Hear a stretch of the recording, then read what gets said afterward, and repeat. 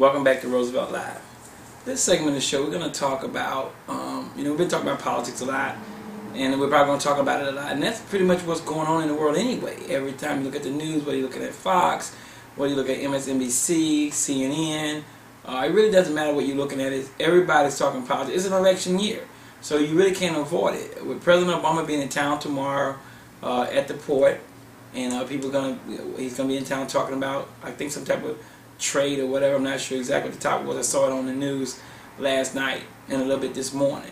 But a lot of time people have been talking, the politicians now, since we know that Mitt Romney is clearly gonna be, and I think we always knew that he would be the Republican nominee. And so now people are starting to talk. The money's starting to fly. I mean, the super PACs are, for some concerned, out of control. But the Supreme Court allowed that kind of activity to take place. And now we have to deal with that kind of activity where people are going to be. At one point, it was reported that the super PAC for Mitt Romney supporting him had some $200 million, and that's just a lot of money. And some people might say, well, President Obama didn't take the money that was allotted out for people to run for president, and he decided to go out there and fundraise on his own. And he started this. Well, he didn't have super PACs that I know of, but he did raise quite a bit amount of money, and people they don't want to just level the playing field. They want to destroy it.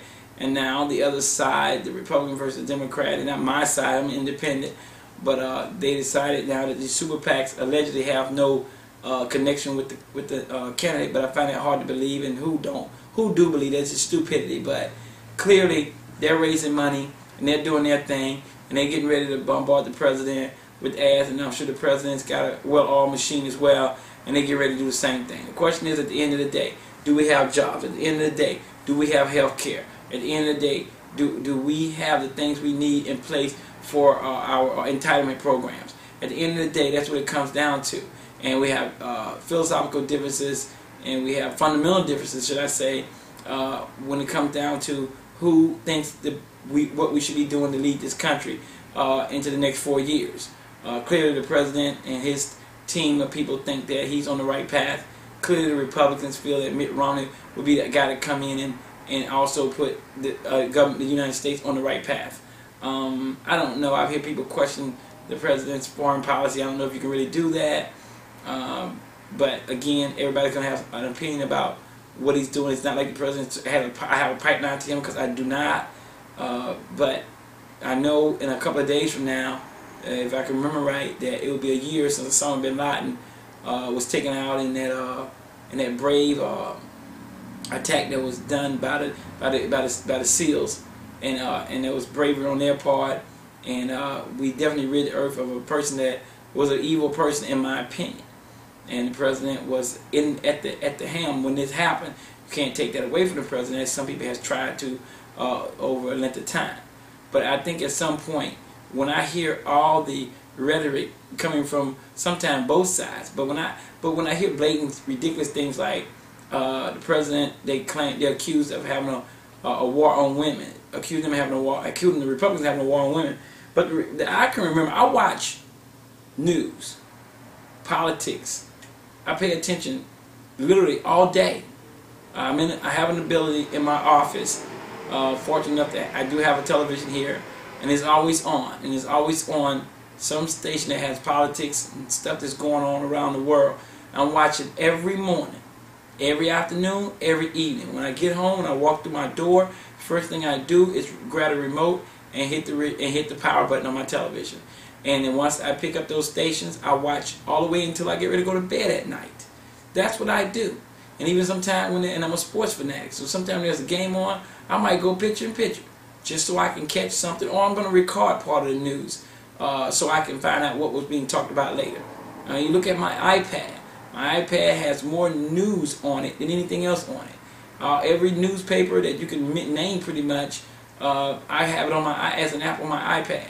So I always can stay in touch with what's being said, what's being done, what the opinion writers, what they're talking about, what they're thinking about.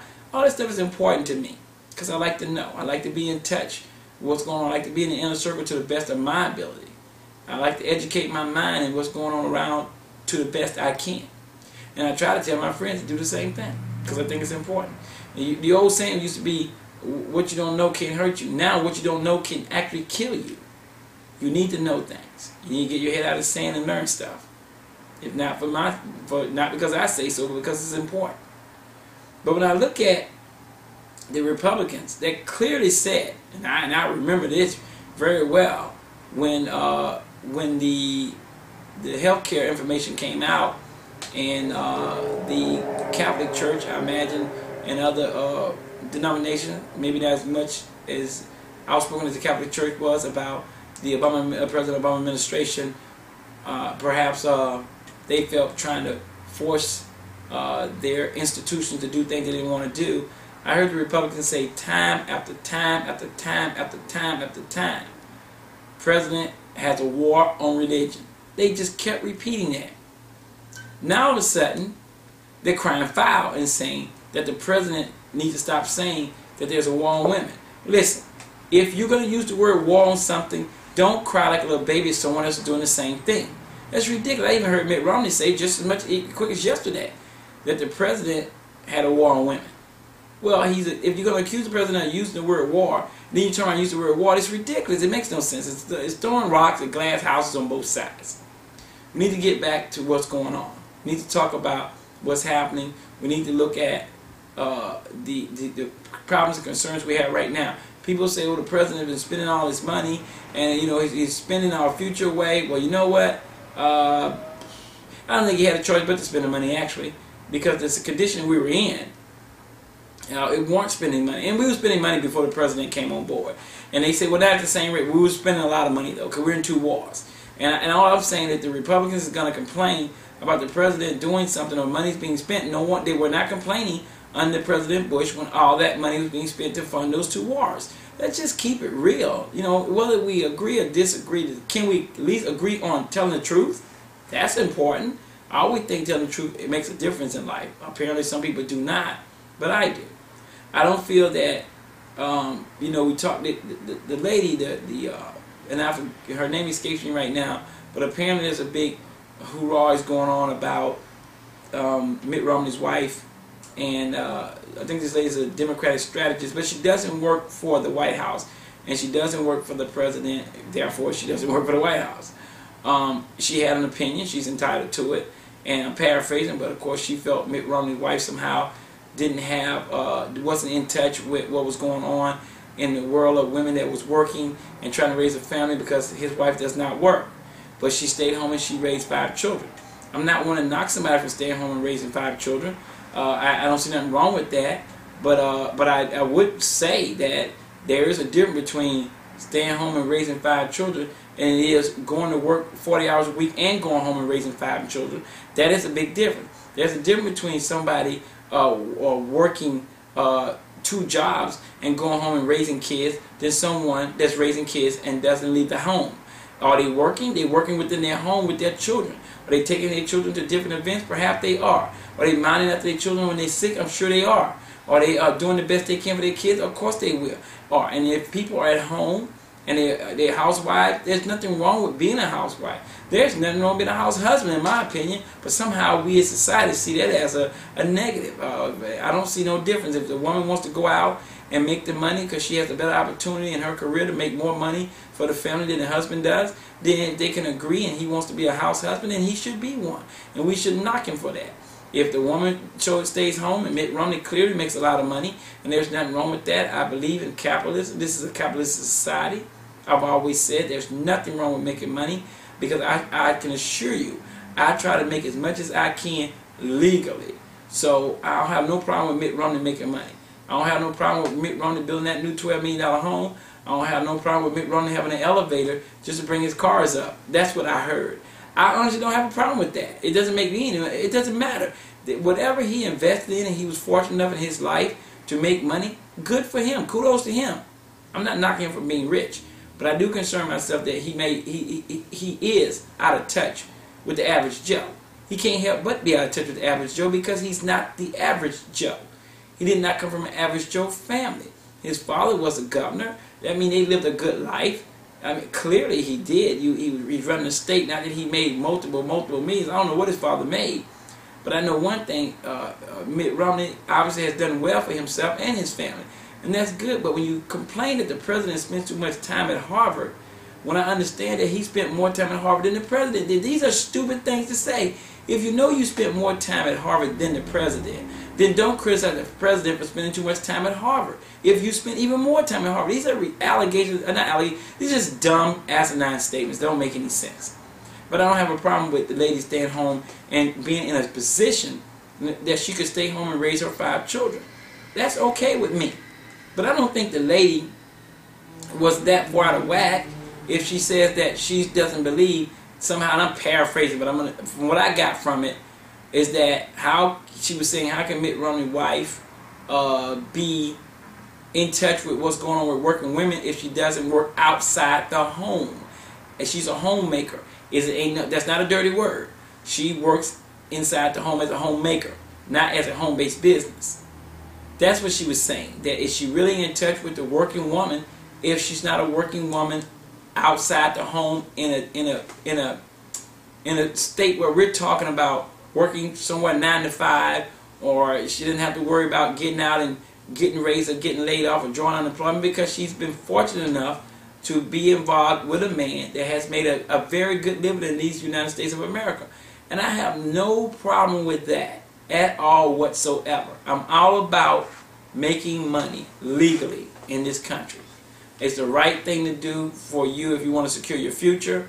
It's the right thing to do if you want to be able to afford to do certain things in life, i.e. take vacations, purchase new vehicles, send your kids to college. I think it's a good thing. So I'm never going to be on the side of people not making money legally. And I always keep stressing the fact legally, because there are some people out there making money illegally. And that I'm not supportive of. So every day in my own company, I try to do the best I can, and I hope that one day, as I keep pushing forward in this company and the other ones that I have investments in, that they make plenty of money. I mean, if you're not in it to win it, then you're in it for the wrong reason. I didn't start a business multiple years ago to lose. I started a business multiple years ago and invested in other ones so I could have money for not only for my own retirement, for my family, my wife and I, as she's retired already. So therefore, I would love to one day retire and we ride off into the sunset, so to speak. As we now pay my son ways through college, so he don't have to worry about getting student loans and then paying them back 25 years later, that he can enjoy the luxury of going through school without the stress and stuff on his back, and we don't have to worry about him having to start off at 21 and can't pay his bills. So we pay it for him. That's what going out and trying to make a better living for yourself and a better lifestyle by investing in things and having good jobs, that's what it does for you. So I'm all about, that's the American dream. That's the American dream, and I'm proud to be a part of that dream. And anybody that criticizes that, they just don't understand, because we should all want to strive and be the best we can be in these United States of America. There's nothing wrong with it. I'm going to keep up the pace on that stuff, but I got news for people that is doing all this complaining as we approach June here, people, in a couple of months. I understand that the Supreme Court is going to be making a decision on the health care plan, even though they call it Obamacare, but it's the affordable health care plan. And you know, I heard a little take on that when they said they've been calling it Obamacare, and I heard them say, yeah, because of Obamacare. Okay, that's not my words, it's not my saying, I'm just saying what I've heard. Am I for the entire health care plan? No. Is there some things in there that I don't like? Yes. Is there some things in there I do like? Yes. And a lot of people that say they don't like it, I'm just curious. If a survey was really truly taken, and President Obama's team, I think, would have done a better job is explaining to more people what was in this plan, more people may have been for it, because I still can't imagine anybody in their right mind that don't have insurance saying that they don't want it. I don't understand why anybody would say that. I've said it in many shows before, that the only people I believe is against this bill is the people that have insurance already. So they don't want to have anything, because they already have insurance. Listen, when I heard that under this bill, that my son and other people out there, your sons and your daughters, when they used to have that gap, when they turned 18, they had to leave your medical plan. And they had no plan, basically, because they were 18. So what plan were they under? They didn't have any plan, because at 18 you get drafted, so then you have no plan. So that sucked. That I think 18, 21, maybe 21. But at some point they didn't have a plan. And when they didn't have a plan, and let's say your kid is in school, in college, and he or she was off your medical insurance.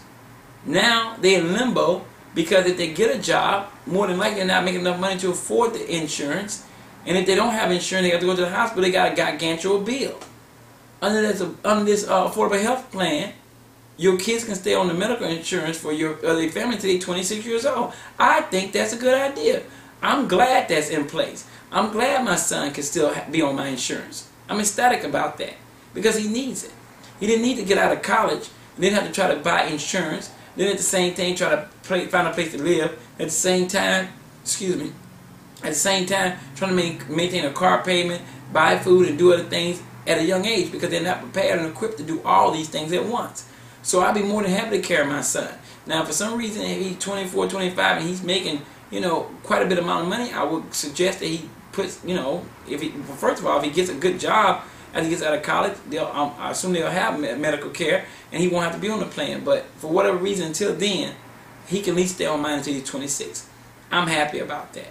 And anybody that's not happy about that, I just wonder, are they thinking straight? There are things in this Obama plan, this affordable health care plan, that I think is a good idea. That's just one of them that jumped out at me when I heard about it. Also, I think it's a good idea, as of now, children with pre-existence under this plan can stay on there, can't be denied care because they have a pre-existence. I don't see nobody who in their right mind would complain about children with pre-existence getting care and not being able to be denied medical care. Children can't get a job. Children can't go out there and pay for their own. Children can't sign for their own plans. So why is it that these United States of America, the greatest country on the face of the earth, we should be able to take care of these children? I don't see nothing wrong with that plan. When the Affordable Care Act put that into place, affected immediately, now there are children out there that can get help with pre-existence. Now let's take it a step further. If this bill gets shot down, because if it doesn't get shot down, let's move to this point first. 2014, that ain't that far away, okay? Another, year and 10 months, 8 months, 9 months, whatever it is. It's not that far away. If you're an adult with a pre-existing, you won't be able to be denied. That's important. You know how many people out here got family members that have serious medical problems? And insurance companies saying, which I understand why they would say it, we don't want to take something that's already broke and have to pay for it. I understand that, but somebody got to take something that's broke. The government has to provide for these people somehow. You can't just refuse. I mean, after all, when you look at car insurance or homes insurance, the state will take it up. If the JUA here in Florida would take it up, and nobody else would take you up. So it's always a safety net. People with pre-existing have to have a safety net. So when I look at that, those three things that I brought out, and there's several things in the bill, and there's things in there that forcing people to buy insurance. I don't necessarily know if I like that. It depends on the situation. What do you mean by forcibly buying insurance? At what price? I don't really like the idea of anybody be forcibly done anything. And some people might say, well, we buy car insurance, but you don't have to have a car. Now, if someone said you have to have car insurance without a car, then that would be crazy, because why should you have the car insurance without a car? What if we played the crazy game and said, well, yeah, but what if you drive somebody else's car and that way everybody have insurance? Some people, if you drive their car, you automatically covered. In some cases, you're not. I don't know. It depends on your insurance company. But let's look back and say, come June, this decision is made to repeal this affordable health care plan. Then all of a sudden, those poor kids that was covered by pre-existence, it's over with. All of a sudden, my son, along with other people's kids that will be able to be on their medical insurance until they were 26, it's over with. All of a sudden, in 2014, those grown people that might be able to be secured by pre-existence will be over with. Then I need to know from the Republican Party, what is the alternative? Because, man, if there's no alternative, then we have a problem. And if we have to break the bill down, maybe that's the case. If you do have to break it down, the individual mandate, they say if you break it down, then the bill is no good. But my point is that if the bill is broken down, and the individual mandate stays in place, I'm not sure. But I know one thing, that some of this bill is good. I'm not saying all the bill is good. Some of the bill is good. And if the Republicans don't, this is my problem. Before President Obama came into office, President Bush was in there for 8 years. We had no health care plan. President Clinton was in 8 years before that. We had no health care plan. President Bush, the father, was in before that, for 4 years. We had no health care plan. Before that, Ronald Reagan was in there for 8 years. We had no health care plan. Before that, Jimmy Carter was in there. We had no health care plan. Gerald Ford, no health care plan. Richard Nixon, no health care plan. The list goes on and on and on and on and on with no plan. If the Republicans don't like the affordable health care, then bring an alternative to the table so we can see it. So we'll know that we have something to choose from. I don't have a problem with somebody but if you haven't brought nothing to the table, I have a problem with you criticizing something if you ain't done nothing to fix it. That's all I'm saying. People need help in these United States of America. The medical insurance is too high. Why is it so high? I've always said that some of these things don't need to be taken away, they just need to be fixed. In other words, some of this stuff just needs to be looked at. Too many holes in the system. Fleecing of America is out of control.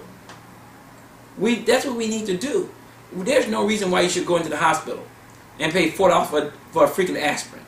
It's crazy.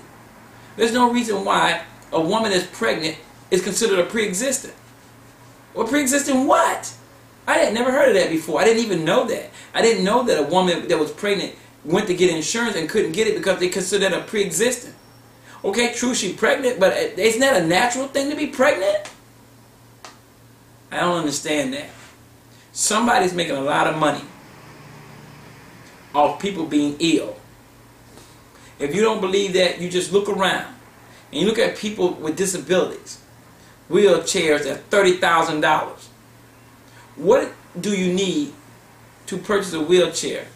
What could that wheelchair? I seen a motorized wheelchair that was 30 grand. I ain't seen nothing special about it that would be $30,000. That's a good car. That's a pretty good deal. That's a good vehicle. 30 grand. So I'm concerned that it seems like the people that can afford the least is being hit the most. And that's what I don't get in this America.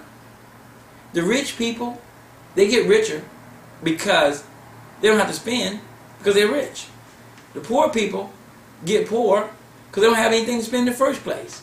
The middle class is getting hit from the top of the head and the bottom of the feet. They're getting pushed down into a sardine can because the middle class is eroding. It's going away. It's not going to be a middle class. It's going to be the haves, the have-mores, and the have-nots. And there's nothing else in between. And some people, when we worked hard in our lives to get to the middle class status, just to find out, you got low class, I don't like to call the word low class, but you got lower income people. Then you got middle income people. Then you got high income people. Then you got rich people. And you know what's funny? As you navigate through life and you move up to these different levels in your life, you don't move, I can't speak for nobody else, but I didn't move up to levels in my life to say, look at me. I tried to move up levels in my life because I knew that by the time it came to Social Security, it would be enough for me anyway. When I hear people talk about cutting entitlements and doing things, how are these people going to survive if they don't have no Social Security? How are they going to survive if you're cutting Medicare? How are they going to survive if you're moving the age of retirement to 72 or 71 or 70? How many people can work until they're 70? And who want to hire people at that age? Are they equipped to continue to work? And some people are. Some people are very astute and still ready to go and very active at age 70.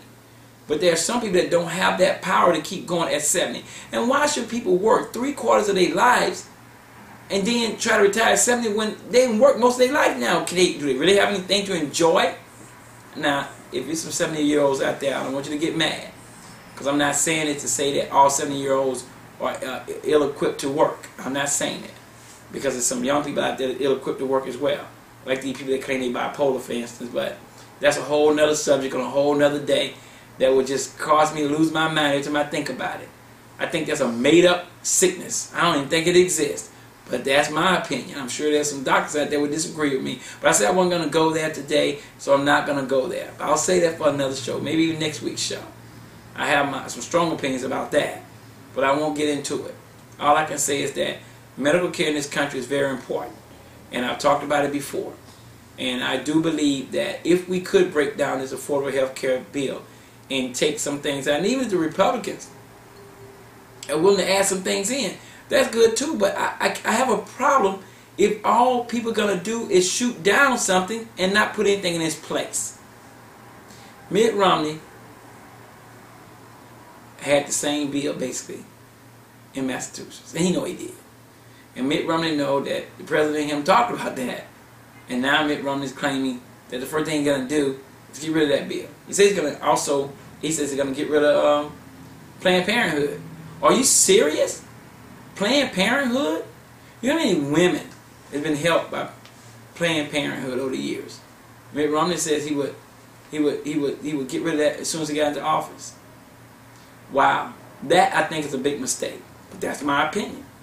Apparently he thinks something differently. I don't know what else to say about these kind of things. These things are out of control as far as I'm concerned. But it's to each his own. You know, that's what makes America great. We all can have opinions. We all can have any opinions we want. We can all do what we want within the law. But if we violate that law, then we have to pay the price for it. But it's up to individuals to do what they think is right for their families, do what they think is right on their jobs, do what they think is right. But I got news for people. If you're thinking that Social Security is going to be around waiting for you, I think we're making a mistake. I'm going to do all I can within my family, within the investments I made in the companies that I helped develop, to make sure that hopefully that my family won't have to worry about that. Mitt Romney family don't have to worry about that. That's not a negative. He said he don't have to apologize for basically for being rich. He shouldn't apologize for being rich. Why should anybody apologize for being rich? Unless you stole the money, then you should have no reason to apologize for being rich. Everybody that complains about people being rich, believe me, wish they were rich. And if they say they don't, they're lying. Who in their right mind wouldn't want to not have to worry about how they're going to get their next meal? Who in their right mind would not want to be able to buy any kind of car they want? Who in their right mind wouldn't want to be able to purchase the type of home and take a vacation to the place they want to go to? Who in their right mind wouldn't want that? Everybody does. Some people out there just envious of other people, because to say that they don't want these things. Is Mitt Romney making $21 million a year? I think they broke it down to something like I don't know. I think they said $399,000 a week.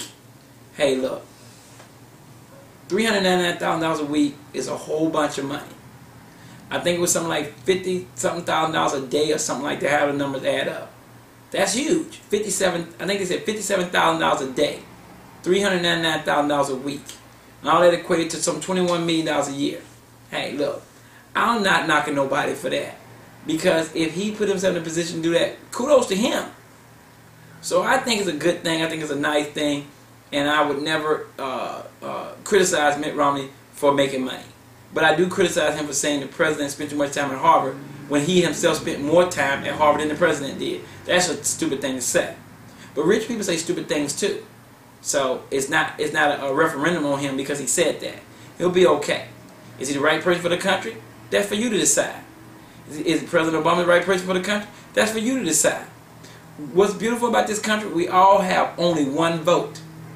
So get out and vote. Do the best you can. I'm not going to persuade anybody on TV to go vote for any particular candidate. I didn't even try to persuade my own son when he voted for the first time. And I said to him, I think he was 18, I said to him, it was on a local election. I said, here's the voting information. Read it, look at it, see what they're talking about, and make a decision. But that's the way it goes. But anytime this is happening moving forward, you got to have any opinion about what I do, just email me, liveroosevelt@gmail.com. Check out segments of this show on YouTube, youtube.com/RooseveltLive. We air every Wednesday, 6:30 to 7:30, and play back again on Fridays, 6:30 to 7:30. Bright House Channel 950, 949, Verizon Channel 30, Verizon Channel 30, 36, and Comcast Channel 20. Just remember this, people, as we close for the day. Do the best you can in life. Do the best you can every day. Because for every day you live on this earth, you have one less day to live. Remember that. I'm Roosevelt, and I'm your host of Roosevelt Live, and we'll see you back here next week at the same time.